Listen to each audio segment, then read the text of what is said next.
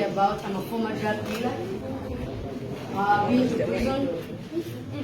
Used to beat my mother. Teachers, no problem, we used to beat.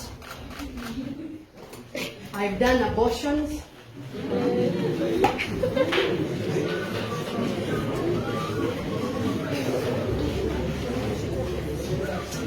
But one of the major things I want to share about is the power of pain. All of us have something that we go through and you feel pain, right? Yes. Right. I come from downtown in Kamota, so and I want to be real with you. Amen, young people. Right now I'm 31 years of age, but 10 years before this 31st birthday, I almost died in a labor ward having an abortion. And the reason I ended up pregnant was simply because I lost my father to HIV/AIDS. And when he died, I could not handle the pain. When I could not handle the pain, can we respect the fact that some people need to learn? Thank you. Because I could not handle the pain, I found another way to deal with it, but not heal, but to hide it. What did I do? I started sleeping around. And any man I found in the club who said hi, we ended up sleeping together. The worst part about it is I never used protection. And I'm not talking one guy, two guys, I'm talking in double numbers. It's not funny. It's not funny. And I want to talk to you about the power pain caused me. Because of the pain I could not deal with by talking to someone, I ended up building another door. The door was sexual promiscuity. After the sexual promiscuity, I had unprotected sex. Out of unprotected sex, I ended up pregnant at 19. My mother had just buried a husband who had died of HIV/AIDS. I am my mother's third daughter and I was in a labor ward having an abortion. Because I could not handle the pain, I almost lost my life. Because the doctors said they almost lost me because of the crude way they used to get rid of a child that was innocent. Every one of us has pain. Some of us are not understood at school. You'll be around your friends. Some of us resort to getting a smoke because you just need your brain to calm down and your heart to feel at home. Why? Probably at home there is so much love. And I know it's a government school, which means most of us have parents who are humble and struggling to put us through school. Am I talking sense to someone? Yes. Which means sometimes it's hard to catch up with life. Especially, for example, some of you come from very far to just show up in class. Why? To just make a better life. And sometimes some of us come from families where we are abandoned by our parents, and that is pain enough. You find yourself in class at 14, at 16, the teacher is teaching, your mind is so far because you're worried. Where does tuition come from? Where does my mother get medicine from? And I came to tell you that pain can be used for good. Can I tell you how? Yes. Every day you wake up from morning to evening. Don't use that pain to learn smoking. That will be wasted pain.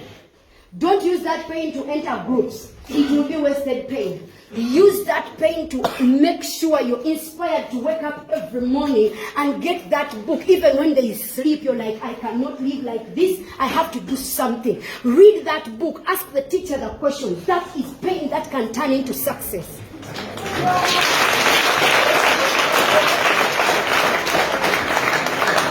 Every single moment, let me tell you, if you survived that pain, and maybe you were abused and you're still here, that means you're still in the ring and you can make it, my boy. Let me tell you something. You don't need somebody successful to come tell you you can be successful. The fact that you've survived, all you've survived from when you were a child, you're a winner in the making. And I have to tell you this. Winners don't sit around memberships of people who don't have purpose. There are some conversations you don't need to be a part of because you're better than that. There are some punishments you're not supposed to be a part of because you gotta do better for a something better future. And let me something, young man, young woman. Some friends of yours think being a virgin is stupid. Wait until you walk down the aisle and your husband says, I have the prettiest woman because she preserved herself. That is success. And if you are a young man, who wants to do something with your pain, you can't look at every woman and think sex. No, baby, you gotta look at a woman and see something you respect. Because when you respect them, somebody out there is respecting the person who is gonna become your wife. So that means, because some of us think we can do these things and do the stupid stuff and God gives us a good thing. God loves these people. God is not gonna give a good man a very terrible woman. God is a good father. Which means you reap what you use that pain to build a future. That anybody who looks at you to tell them it was not because I was smart. I got the pain the enemy had caused for me to die young and premature and a drunkard. And I said I'm going to do something with my future. And look at me today. Why do I tell you what I'm telling you? Because I was someone on the enemy's list for death.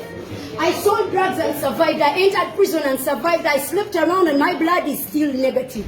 Let me tell you, when God gave me a second chance, I never looked back. And today, 10 years later, many people look at me as an example. The person who used to be a curse is a blessing now. Use the person.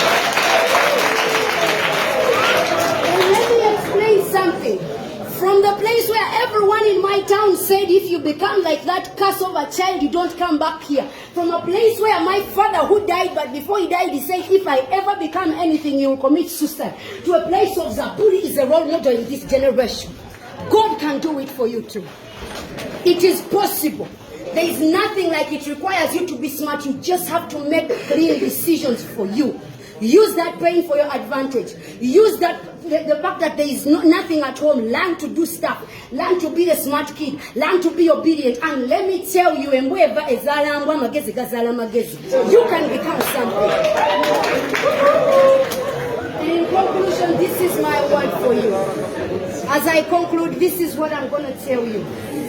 Everyone under the sound of my voice is a great man or a great woman. You just have to make the decision because you already are. Nothing. And I mean absolutely nothing.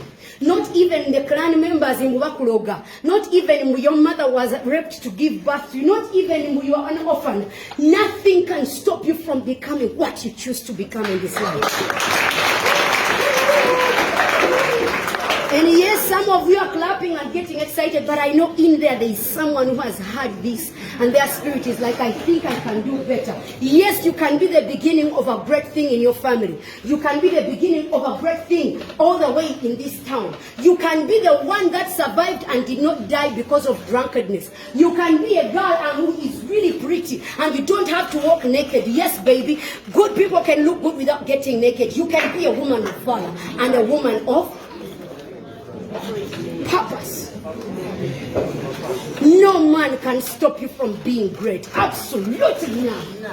And if you walk with that in every class you go to, we don't know what you're going to become, but the world does not yet make greatness until it makes you.